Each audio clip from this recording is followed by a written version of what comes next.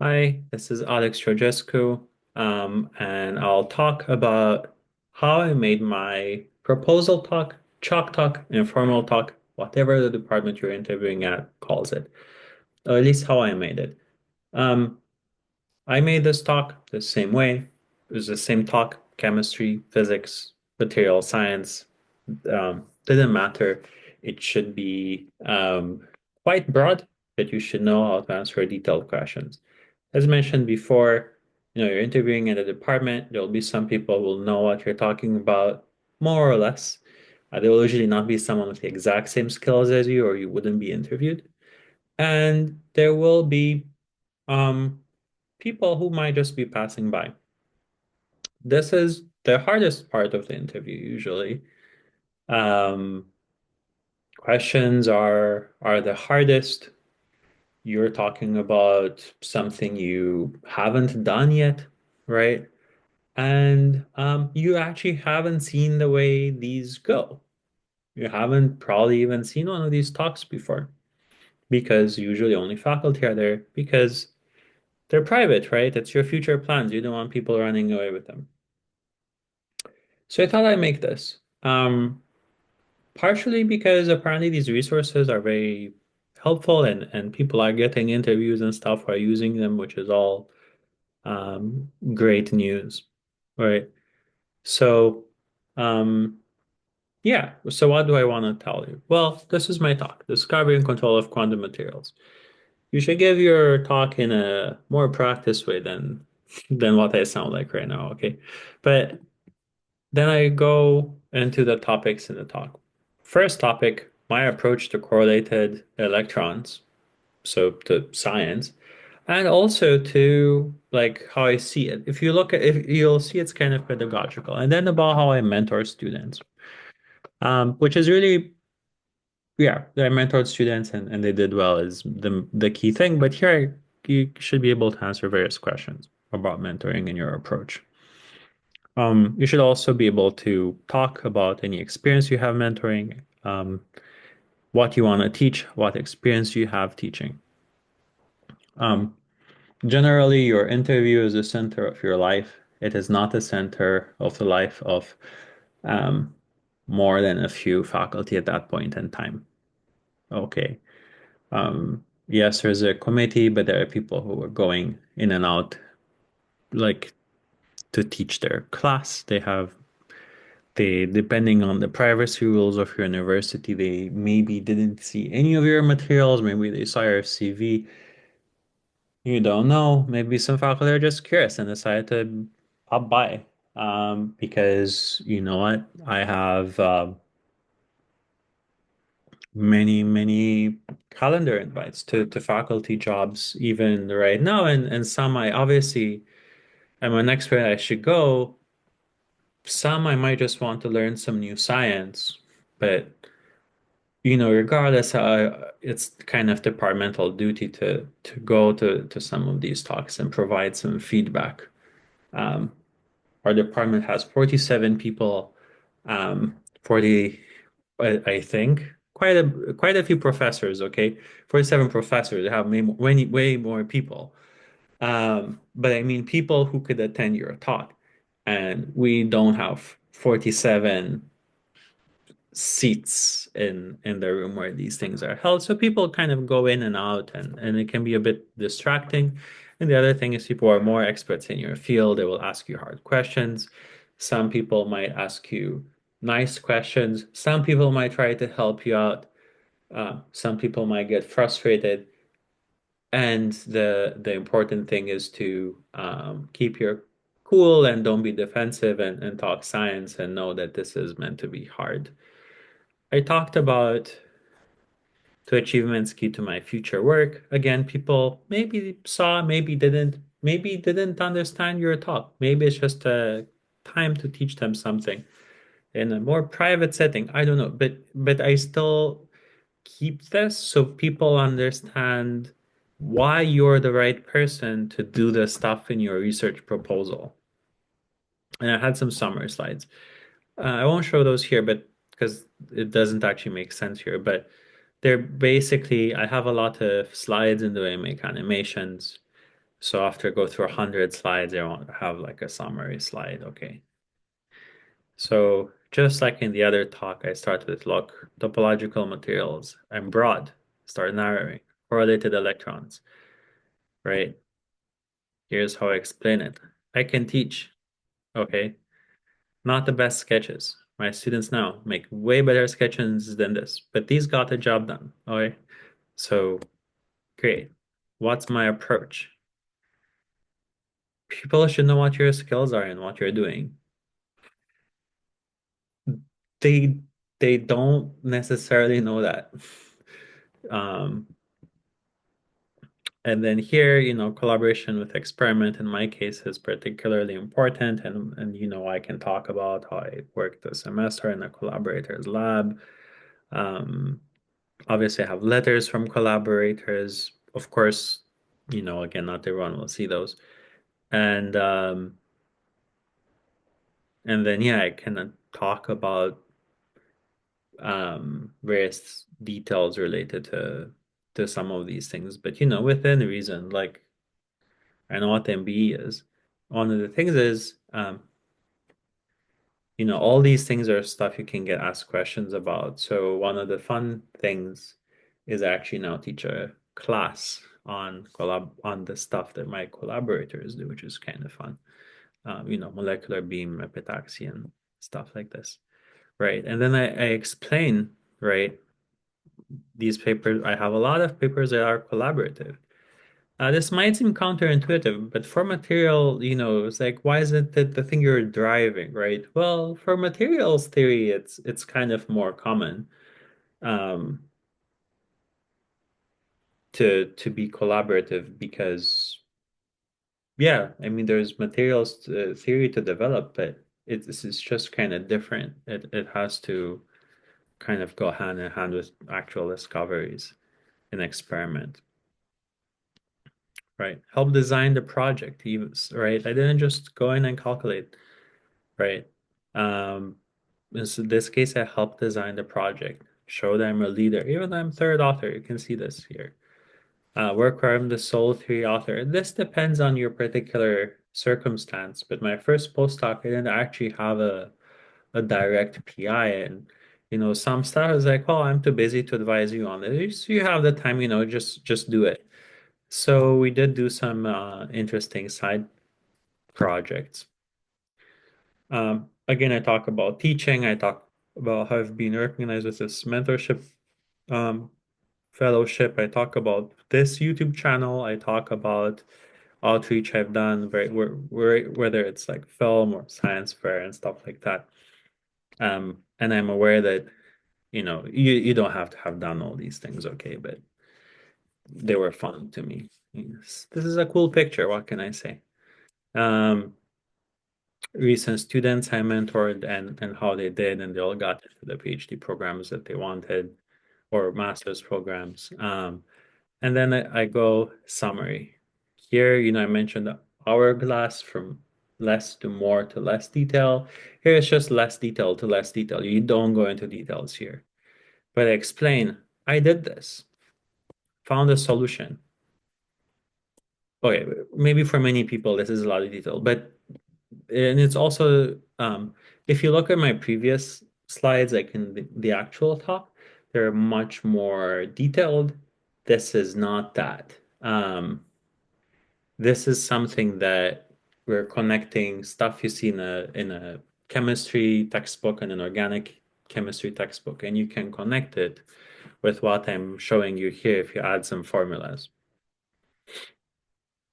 Okay, more on why is this stuff important, how I built this machine learning. One of the important things here is that I was one of the people who knew all the moving parts in this large project that included multiple groups at Northwestern and MIT. You know, like I could go represent the collaboration. My PI sent me. It's fine. Met with the program managers. All of this depends, but if you have done that, you should say it. Um, or whatever collaboration you have, I actually encourage my students increasingly to meet the more senior they get on a project, maybe they meet with the collaborators without me. Maybe I just surprise them and don't show up. Why? So they take ownership of the project. You should be able to meet your collaborators without your PI there, and well, depends on your PI rate, but in principle, you should be able to um, know all the moving parts about your project and not need their help if you're applying for a faculty position. Okay. Of course, you talk with people and you do better and it's two people thinking, but you should be able to do stuff on your own. That's one of the things you're trying to show with this stuff. Um, okay. And then my three research directions, this is how I structured it. Obviously, I blur out the ones that my students aren't talking about at conferences. And, I mentioned success is blah, blah, blah. Success, blah, blah, blah. I use this thing of like using color and everything else grayscale to have people look at what I want them to look. My hands shake when I give talks. This is a trick. It's very helpful. You don't have to carry a laser around, and it's actually way easier than carrying a laser around. Oh, I'm not overlapping with advisors. Okay. Blah, blah, blah. Funding opportunities. Important. CHIPS Act in my case. Computational resources, right? I'm a computational person. I looked up the resources IU has, and then, how I'll expand if needed. I actually never needed so far. Funding, stuff like this. This is kind of a plan of how each project. In grant proposals, you actually get very similar stuff to this. Um, who I could work with in that particular department, right? Um, people I added after meeting them, more collaborators, research directions and funding, right? And this is the one I go into more depth. The first one is where you get the most questions.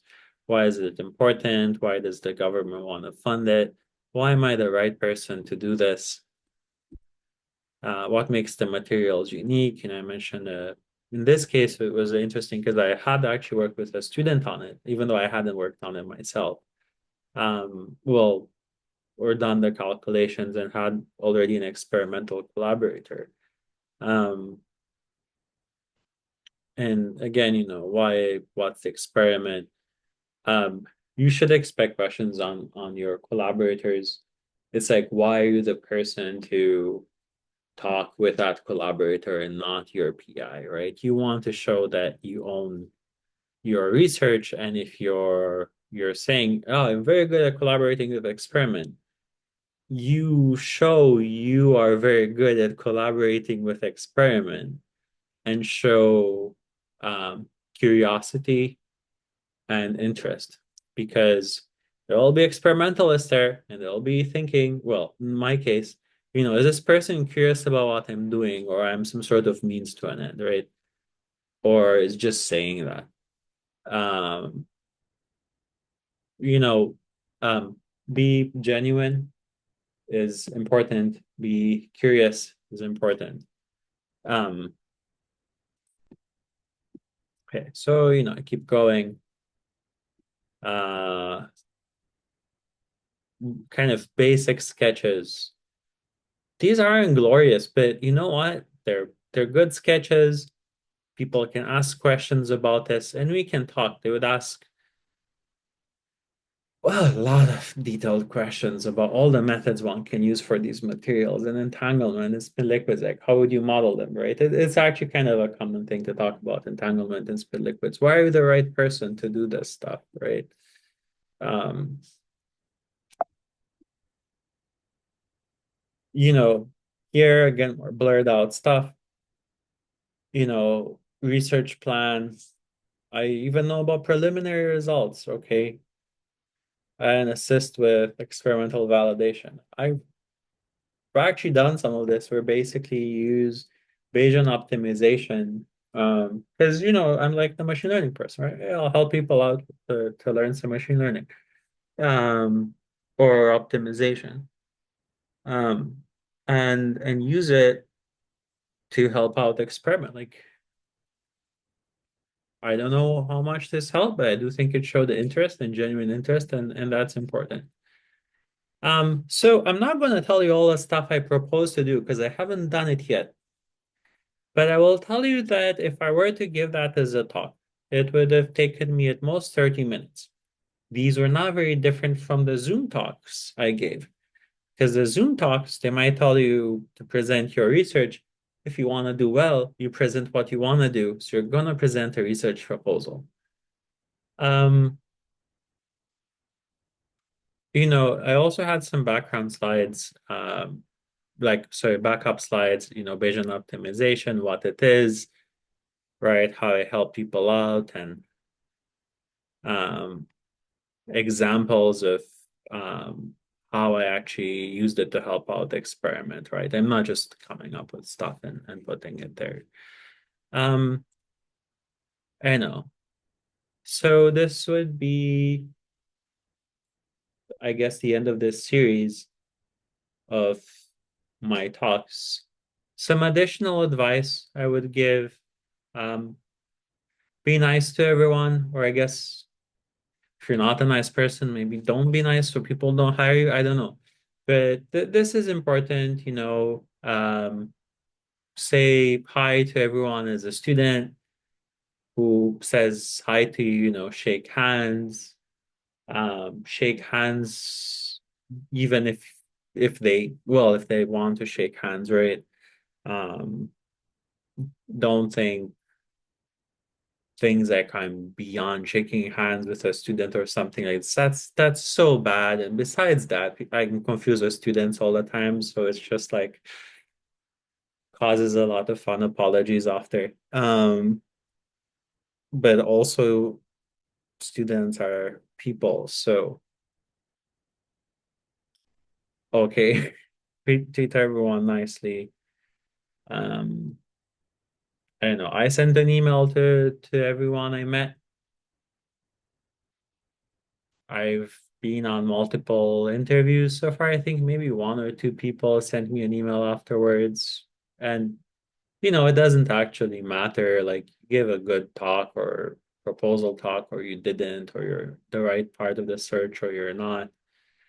Um, but I personally thought it was nice for me to send emails to people to say, I liked what I build on something that they said. Okay, show you're gonna be a good colleague. In some cases, I got some emails like from people wanting to talk about a particular project. That's also cool, and again, show you're gonna be a good colleague. Um, that's important.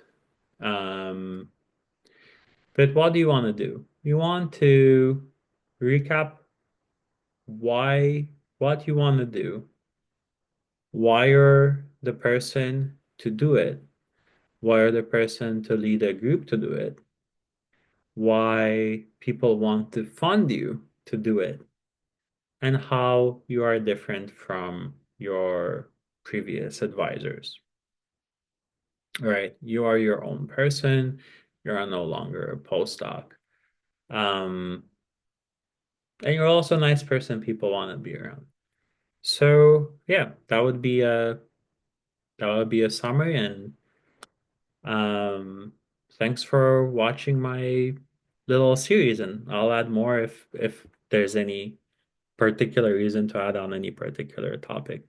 I might just give you the actual talks in some cases, as they might be useful more for people in the field. Thanks.